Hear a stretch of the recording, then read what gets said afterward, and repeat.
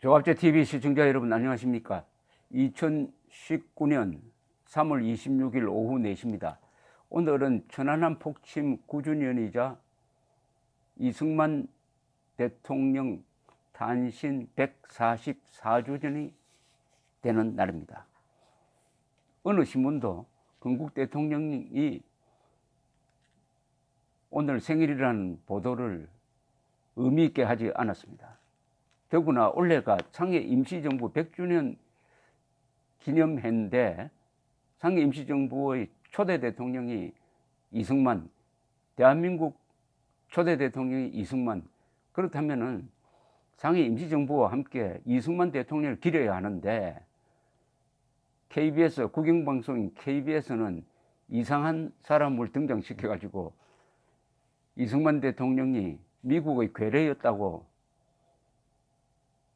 험담을 하고 악담을 하고 무덤을 파내야 한다는 이런 막가는 이야기를 하고 있는 가운데서 이승만 대통령이 너무나 위대하기 때문에 잊혀지고 있습니다. 이분의 죄는 당대 그리고 당시 사람들보다 너무나 앞서갔다는 점에 있습니다. 너무 위대하니까 알아주는 사람이 없었고 지금도 이렇게 폄하되고 있습니다. 선지자는 고향에서 핍박받는다는 말이 있습니다. 이 마이크 폼페오 미국 국무장관이 하노이 회담 전에 한국 정부 관계자들을 만난 자리에서 김정은도 거짓말쟁이고 김정은도 거짓말쟁이, 정의용 안보실장도 거짓말쟁이, 라이어라고 표현했다고 보도를 했습니다. 복수의 한미 소식 등을 인용한 것인데 지난해 12월 조지 부시 전 미국 대통령 장례식에 참석한 한국 정부 관계자들을 만난 자리에서 이런 발언을 했다고 보도했습니다. 비핵화 문제에 있어서 김정은은 라이어다. 도대체 믿지 못할 인물이다. 우리는 바텀업 실무 합의 후 정상 간의 결정으로 마무리하는 그런 방식을 취하려고 하는데 김은 정상 간 탑다운 방식으로 쇼만 하려고 한다. 트럼프와 만나가지고 쇼를 하려고 한다. 이게 비핵화 협상을 망치는 것이다. 이렇게 이야기를 하더랍니다. 동아일보는 정부 관계자가 폼페이오 장관의 발언을 확인해 줄 수는 없다면서도 미국에서 김정은에 대한 회의적 시선이 강하다는 게 어제 오늘 이야기가 아닌데다가 개인적인 감정을 이야기할 수 있는 것 아니냐고 이렇게 해명을 했다고 전했습니다. 이 언론은 동아일보는 또 폼페이오 장관이 정의용 실장을 언급하면서 역시 라이어, 거짓말쟁이라는 표현을 썼다고 합니다. 그 이유는 북한이 지금 비핵화를 전혀 염두에 두고 있지 않는데 정의용 실장이 맨 처음 트럼프 대통령에게 보고할 때 북한이 비핵화를 결심을 했다라고 보고를 한 게 이게 잘못된 것이다. 나중에 보니까 이게 잘못된 것이더라. 그래서 라이어라고 한다고 이 동아일보는 풀이를 했는데 이건 이미 제가 이 방송을 통해서 몇 번 처음부터 지적했던 겁니다. 그래서 비핵화 사기극이라고 제가 불렀던 겁니다. 비핵화 사기극이 확인된 것은 최근이지만은 그때부터 이게 수상했습니다. 정의용 대북 특사가 지난해 3월 초에 김정은을 만나고 와서 만난 결과를 발표를 했습니다. 여기 사망이 제일 중요한데 북측은 한반도 비핵화 의지를 분명히 하였으며 북한에 대한 군사적 위협이 해소되고 북한의 체제 안전이 보장된다면 핵을 보유할 이유가 없다는 점을 명백히 하였음. 김정은을 만나서 이렇게 전했는데 이게 새로운 게 하나도 없습니다. 북한이 계속 줄기차게 주장해온 그 주장을 되풀이한 것밖에 없습니다. 한반도의 비핵화 의지를 분명히 했다고 해서 이게 북한이 핵 폐기를 하겠다는 약속이 아닙니다. 조건이 딱 붙어 있습니다. 군사적 위협이 해소되고 북한의 체제 안전이 보장된다면 핵을 보유할 이유가 없다. 군사적 위협 해소, 체제 안전 보장은 바로 주한미군 철수, 한미동맹 해체, 해구산 철거, 한반도 주변에 전략자산을 갖다 놓지 말라. 괌에도 일본에도 전략자산, 핵무기나 항공모함 같은 거 갖다 놓지 말라. 이런 뜻입니다. 이 과거에 여러 번 우려 먹었던 겁니다. 우리 정부는 속지 않았죠. 그런데 정의용 씨는 요 말을 가지고 가서 3월 8일에 트럼프 대통령한테 보고를 하는 것입니다. 트럼프 대통령한테 보고한 내용이 풀텍스트로는 뭘 보고를 했는지는 알 수가 없지만은 그 뒤에 드러난 글로 봐서는 정의용 특사는 김정은이가 핵을 폐기하려는 결심을 했다라고 보고한 것으로 보입니다. 왜냐하면은 그날 백악관에서 정의용 특사가 기자회견을 하면서 영어로 이렇게 이야기를 합니다. I told the President Trump that in our meeting, North Korean leader Kim Jong-un said he is committed to denuclearization. 나는 트럼프 대통령에게 북한의 지도자 김정은이 비핵화를 결심하였다고 말했다고 전하였다. 이 말은 정의용 실장이 내가 거짓말했다는 고백에 다름없습니다. 어디에도 김정은이가 핵을 포기하겠다는 약속을 한 적이 없습니다. 반드시 조건을 붙였어요. 그런데 트럼프 대통령에게는 이렇게 딱 부러지게 북한이 비핵화를 결심을 했다. 김정은이 비핵화를 결심했다라고 보고를 했다는 겁니다. 김정은이 비핵화를 결심했다고 보고를 하면은 김정은이가 한반도의 비핵화를 결심했다는 뜻으로 받아들이는 만무하고 트럼프는 당연히 북한의 비핵화를 결심했구나라고 받아들여서 그러면 5월 중에 김정은 만나겠다고 바로 즉답을 해버린 겁니다. 여기서 북한 핵 문제가 첫 단추가 완전히 꼬여버렸습니다. 완전히 꼬여버렸습니다. 그때 옆에 존 볼턴이 보좌관으로 있었으면 말렸을 텐데 맥마스터라는 사람이 있었는데 이 사람은 아마 북한 핵 문제의 용어, 핵 문제와 관련된 용어에 대해서 뭔가 잘 모르는 사람인 것 같았습니다. 그러니까 존 볼턴이 있으면 안 속았을 텐데 정의용 특사의 말을 그냥 그대로 받아들여 가지고 김정은을 만나면은 핵을 포기하는 양보를 받겠구나라고 생각하게 된 것이죠.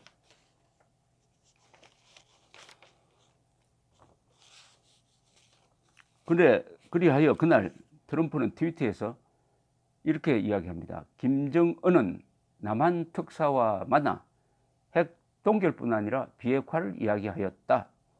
이 시기에는 미사일 실험도 없을 것이라고 한다. 큰 진전이 있었지만 합의가 이루어질 때까지 제재는 지속될 것이다. 회담이 계획되고 있다라고 했습니다. 여기서도 트럼프는 정의용 특사 말만 믿고 김정은이가 핵동결뿐 아니라 비핵화를 이야기했다라고 여기 썼습니다. 속았다는 것을 여기에 증거로 남겼어요. 증거로 남겼습니다. 그리고 정의용 특사는 그날 백악관에서 기자들한테 이렇게 이야기를 했습니다. 한국과 미국 및 일본 그리고 세계의 여러 협력국들은 한반도의 완전한 비핵화를 완벽하게 그리고 강력하게 지지한다. 여기서 또 한반도의 완전한 비핵화가 나왔는데 미국, 한국, 일본, 세계의 여러 나라들이 지지하는 한반도의 완전한 비핵화는 그게 북한의 비핵화라는 뜻입니다. 북한의 비핵화를 지지하는 것입니다. 그러니까 이 발표를 통해서 정의용 특사는 트럼프 대통령에게 북한이 비핵화한다는 것을 김정은이가 약속했다고 전해주었음을 더욱 확실하게 했는데 이게 결국 속였다는 이야기입니다. 이렇게 이야기했어야죠. 북한이 말하는 완전한 비핵화는 조건이 있습니다. 주한미군 철수, 한미동맹 해체, 해구산 철거, 괌 등의 미국, 일본, 오키나와, 괌 등의 전략자산을 배치하면 안 됩니다. 라는 조건을 미국이 충족하면은 그 다음에 핵을 폐기하겠다는 이야기입니다. 라고 이렇게 정직하게 보고를 했어야죠. 그러면 트럼프는 그게 무슨 소리냐고 말도 아닌 소리라고 하면서 일축했을 것입니다. 절대로 회담하자는 이야기를 안 했을 겁니다. 근데 트럼프가 적석에서 회담하겠다고 한 것은 정의용 특사가 김정은이가 비핵화하겠다고 하니까 이제는 그동안에 우리가 압력을 가해서 굽히고 나오는구나, 핵을 포기하겠다고 나오는구나, 이렇게 생각한 거죠. 그러니까 폼페오가 나중에 일이 꼬인 다음에 볼턴도 마찬가지지만은 이렇게 된 거는 정의용 특사가 거짓말을 했기 때문이다. 그런 이야기를 공개적으로는 하지 못하고 한국 사람을 만나서 라이어다라고 했다고 보입니다.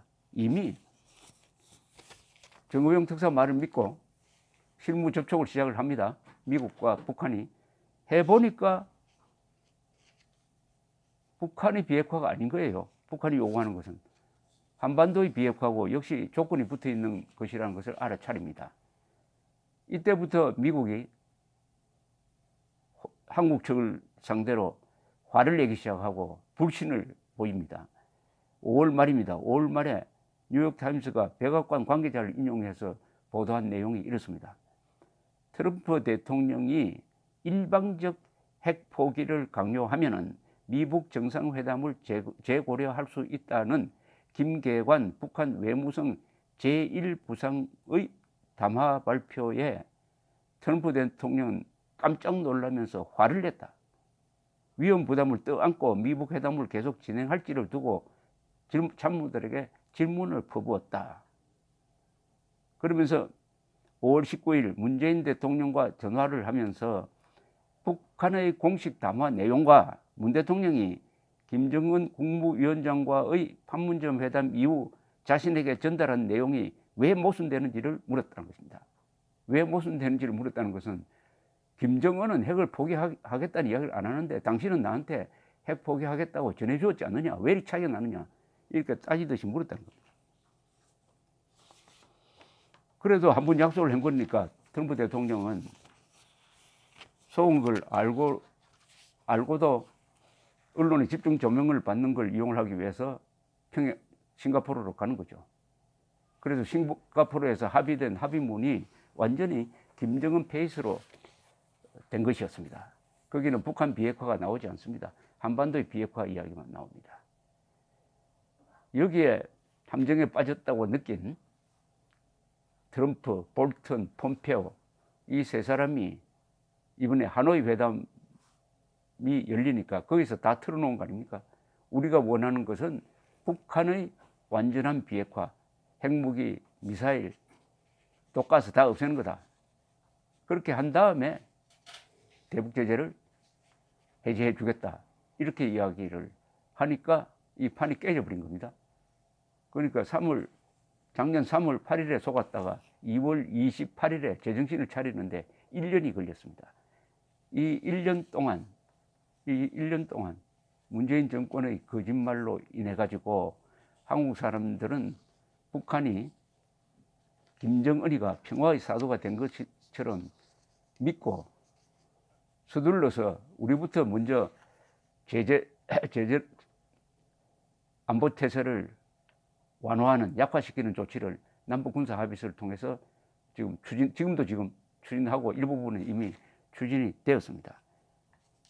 역사가 거짓말을 통해서 만들어졌는데 이제 폼페오, 볼턴 같은 사람이 정의용 안보실장을 거짓말쟁이라고 할 정도면은 한미 관계는 이미 사실상 단절된 것이나 마찬가지다. 더구나 문재인 대통령이 북한 통일전선 부장인지 대한민국 통일부 장관 후보인지 모를 사람을 앉혀서 임명을 강행하겠다고 하니까 이제 한미 관계는 돌아설 수 없는 지점을 향해서 다가가고 있는 것처럼 보입니다. 외교 문제를 가지고 동맹국에 거짓말을 하면 안 되죠. 외교 안보 문제에 대해서는 거짓말을 하면 안 됩니다. 군인들이 가장 중요하게 생각하는 것이 허위보고 아닙니까? 허위보고. 적에 대한 허위보고를 하면은 사형됩니다. 감사합니다.